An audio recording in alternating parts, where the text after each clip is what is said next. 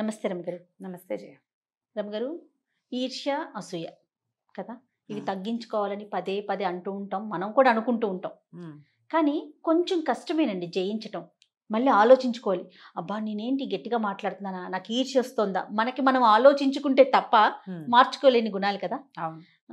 ఈ వీటి గురించి ఏమైనా కథలు ఉన్నాయండి? ఎందుకంటే పిల్లలకి చెప్పడానికి, మనం నేర్చుకోవటానికి కథలు ఉన్నాయి. ఈర్ష్య అసూయల వల్ల మనం జీవితంలో ఫ్లరిష్ అవ్వలేకపోవటమే కాకుండా నేర్చుకోవడం మానేస్తాం. అవును అవును. ఇప్పుడు ఇద్దరు పరిగెడుతున్నారనుకో, వాడు నన్ను దాటేస్తాడేమో అన్న ఫీలింగ్ వచ్చిందనుకో, వీడు పరిగెత్తడం అనేది అటు చూస్తూ ఉంటాడు. లేదా పరిగెత్తే వాడిని కొట్టైనా వాడిని ఇక్కడ ఆపి నేను ముందుకెళ్ళాలనుకుంటాడు. మనం అలా ఎన్ని చోట చూస్తాం. ఫస్ట్ వచ్చే వాళ్ళని చెడగొట్టేసేయటం. కొంతమంది పిల్లలు తన క్లాస్లో బ్రైట్గా ఉన్న వాళ్ళతోటి ఫ్రెండ్షిప్ చేసి వాళ్ళని డైవర్ట్ చేసి చదువుకోనివ్వకుండా చేస్తారు. ఈర్ష్యాసూయల వల్ల.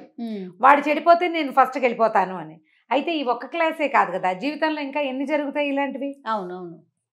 ప్రతి చోట మనం అలా చేయగలమా? మనం జయించవలసింది అసూయని. మనంతటా మనం ట్రై చేసుకుంటూ ఉండాలి. ముందుకెళ్ళాం మనం. అవును, ముందుకు వెళ్ళలేకపోవటం చాలా పెద్ద సమస్య. వాడు నాకండి మా చిన్నవాడు కూడా చిన్నప్పుడు అంటుండేవాడు, అన్నీ దానికే ఫస్ట్ వస్తున్నాయి, గీతిక స్కూల్ మారిపోవాలనుకునేవాడు. నవ్వుకునేవాళ్ళం బాగా మేము. ఎప్పుడు ఏదన్నా ఇది ఉందనుకో, అది ఏడ్చేసేదన్నమాట పిల్ల. వీళ్ళిద్దరికి టగ్ ఆఫ్ ఆర్ పడేది మార్కులు. ఫోన్లే అది ఏడుస్తుందని దానికి ఒక మార్క్ ఎక్కువ వేసేవారు, అది ముందు ర్యాంకులోకి వెళ్ళిపోయేది. వీడి ఫ్రెండ్ కానీ అది ఎంతసేపు ఫస్ట్ వచ్చేస్తుంది ఆ పాప. గీతిక వేరే స్కూల్కి వెళ్ళిపోవాలి, దానివల్ల నాకు మార్కులు రావట్లేదు, నన్ను రానివ్వట్లేదని. ఇప్పుడు ఇది కొంచెం చిన్నపిల్లల్లో బాగానే ఉంటుంది. పెద్ద అయ్యాక మరి మనకంటే ముందున్న వాళ్ళని చెడగొట్టేయాలి. ఎలాగైనా చెడగొట్టేసైనా మనం ముందుకెళ్ళిపోవాలి. నిన్ను చెడగొట్టేవాడు ఇంకోటి రాడా? వస్తాడు, అది వేరే కథ. అయితే ఈ అసూయ మనని దహించేస్తూ ఉంటుంది. మనంతట మనం ఎదక్కండా పక్కవాడి కాలు పుచ్చుకలాగటం ఎలాగా అని ఆలోచింపజేస్తుంది. పోని పక్కవాడి కాలు పుచ్చుకోవు, నువ్వే అసూయ పడుతూ ఉంటావు. ఇక నువ్వు ఎదగవు. నీ బుద్ధి ఎంతసేపు ఈ ఈర్ష్యాసూయలతో దహించుకుపోతూ ఉంటుంది. కాలిపోయే వస్తువు పెరుగుతుందా? తరిగిపోతుందిగా, మాడి మసి అయిపోతుంది. మసి కాకూడదు. ఇవి కాదు. పిల్లలు ఎవరితో చూసి ఎన్విఎస్ ఫీల్ అయినా, ఈర్ష్య పడుతున్నా, అసూయ పడుతున్నా, వాళ్ళకుంది నాకు లేదు అలాంటి భావాలకు లోనవుతుంటే మెత్తగా నచ్చ చెప్పుకోవాలి, చెప్పాలి. అలా గట్టిగా చెప్పకూడదు. ఇప్పుడు నేను నీకు చెప్పిన హార్ష్ సౌండ్లో పిల్లలకి చెప్పకూడదు, కొంచెం బాగా చెప్పుకోవాలి. ఇది చేయకూడదు, ఇలా ఉండకూడదు. పెద్ద అయ్యాక నీకు కూడా వస్తుంది. ఇంకొంచెం పెద్దవాడు అవ్వాలి, వచ్చే సంవత్సరం పెద్దవుతావు, ఇంకో ఏడాది జరుపుకుంటూ వెళ్ళాలి. క్రమంగా వాళ్ళు దాంట్లో నుంచి బయటకు వచ్చేస్తారు. కథ చాలా బాగుంటుంది, చందమామ కథ. పూర్వం రామాపురంలో ఒక శిల్పి ఉండేవాడు. ఆయనకి 2 కుమారులు, రామదత్తుడు, సోమదత్తుడు అని. ఈ రామదత్తుడు తండ్రితో పాటు శిల్పాలు చేయటం నేర్చుకునేవాడు, బొమ్మలు చేసేవాడు, రకరకాలు, కొంచెం పెద్ద పెద్ద శిల్పాలు కూడా. సోమదత్తుడికి అవి పెద్దగా ఎక్కల.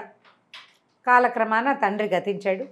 ఈ రామదత్తుడు తండ్రి దగ్గర నేర్చుకున్నటువంటి శిల్పకళనే మెల్లిగా ఇంప్రూవ్ చేసుకుని ఆ తండ్రి దుకాణాన్ని అతనే నడుపుకుంటూ చక్కగా సెటిల్ అయ్యాడు. సోమదత్తుడు విద్యాభ్యాసం కోసం సమీపంలో ఉన్న ఒక నగరంలో ఉన్న ఒక గురుకుల పాఠశాలకు వెళ్ళిపోయాడు.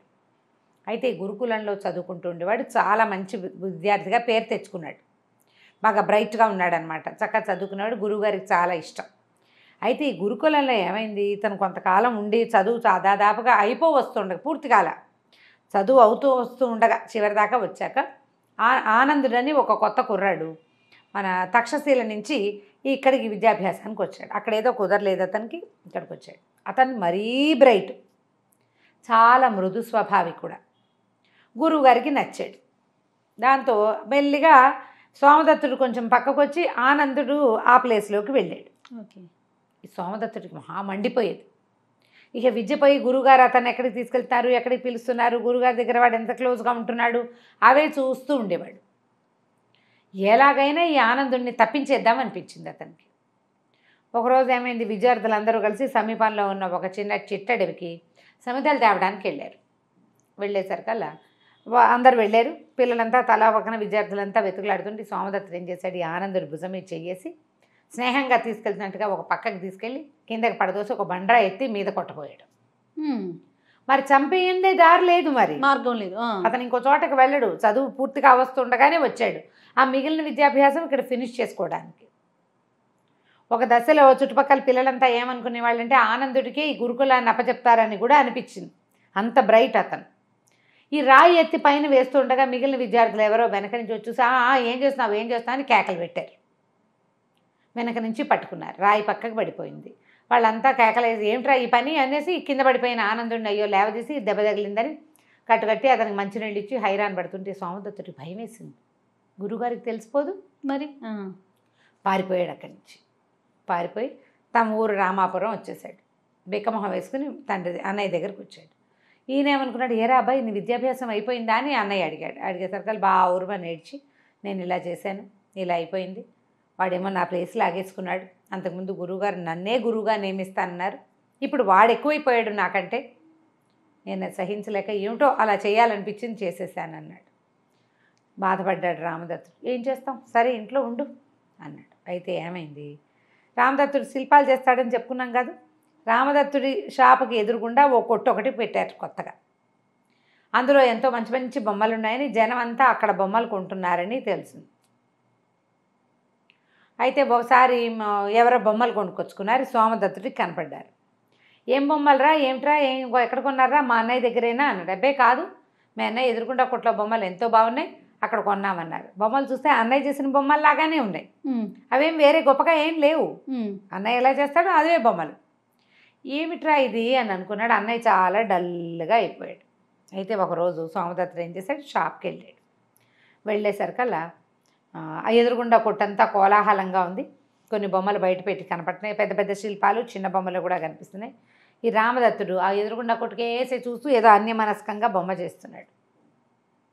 షాప్ మనసు అక్కడుంది, చేతి మీద లేదు. శిల్పాలు చేసేటప్పుడు దానికేసి కదా చూడాలి. ఇతను వెళ్ళి సోమదత్తుడు అన్నయ్య అని పలకరించాడు. రారా, ఏముందిలే, కొన్ని 4 రోజులు వీడిని లేపేస్తాను, ఎలాగూ మన వ్యాపారం మనకే ఉంటుంది అన్నాడు.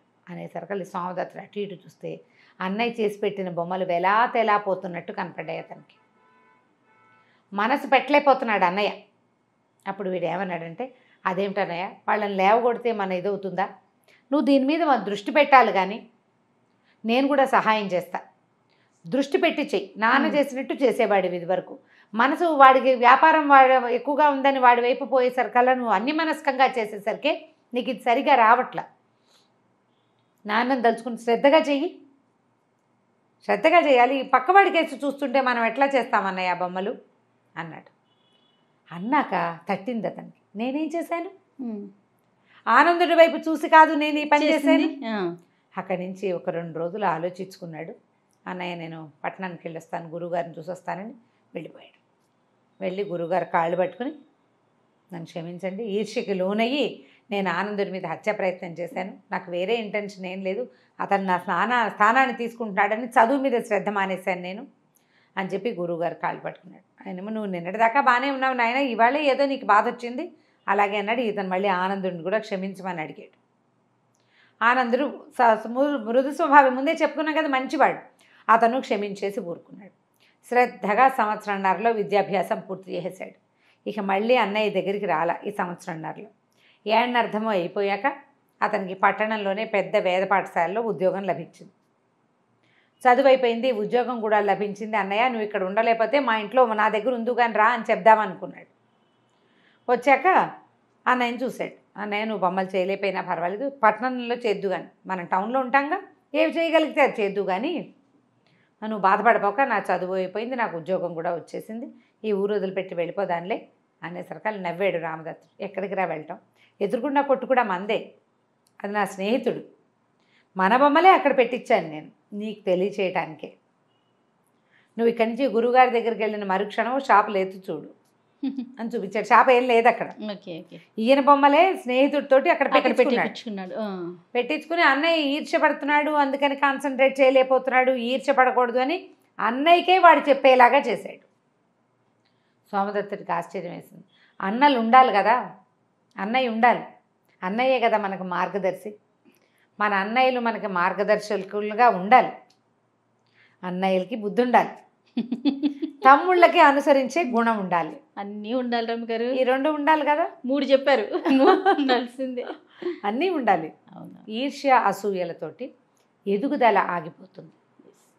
మనం చదువులో ముందుకెళ్ళలేం.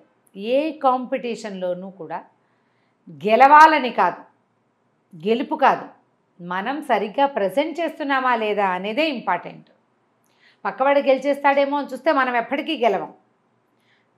స్పోర్ట్స్మెన్ స్పిరిట్ ప్రతి దాంట్లోనూ ఉండాలి, అన్నిట్లలోనూ. చదువులో వాడితో పోటీ ఎందుకు, మార్కులు కాదు, నీకు అన్నీ వచ్చా రాదా, అది నీకు నాలెడ్జ్ ఉందా లేదా, అదే ఇంపార్టెంట్ అని పిల్లలకి నేర్పడానికి ప్రయత్నం చేయండి. మార్కులు క్రైటీరియా కాదు. వాడికి 98 వచ్చినాయి, నీకెందుకు 96 వచ్చినాయని ప్రశ్నించద్దు. మరి కాసిన తెచ్చుకోవడానికి ట్రై చేయమని తనకు అవసరమైతే. ఈరోజు కాంపిటేటివ్ వరల్డ్ ఇది. అవునవును, చాలా మార్కులు వస్తే కానీ సీట్లు రావు. మళ్ళీ మనకి రిజర్వేషన్స్ హడావిడి ఒకటి ఉంది, రకరకాలు. మళ్ళీ లోకల్ నాన్ లోకల్ హడావిడులు ఉన్నాయి. ఇలాంటివి ఉన్నప్పుడు నువ్వు అప్ టు ద మార్క్ ప్రయత్నం చేయాలి నాయన. వాడికి వచ్చింది నీకెందుకు రాలేదు, వాడు చేశాడు నువ్వెందుకు చేయలేదు కాదు. వీళ్ళకి వాళ్ళ మీద అసూయ, ఈర్ష్య, ద్వేషం ఏర్పడతాయి. అలా పరిగెత్తకించకుండా ఫోకస్డ్గా పరిగెత్తమని పిల్లలకి నేర్పించండి. ఈర్ష్యని, అసూయని తగ్గించుకోవాలని చెప్పాలి. తప్పకుండా రమగారు. నమస్తే. నమస్తే చే. సుమన్ టీవీలో మీ పర్సనల్ అండ్ బిజినెస్ ప్రమోషన్స్ కోసం కింది నెంబర్కి కాంటాక్ట్ చేయండి.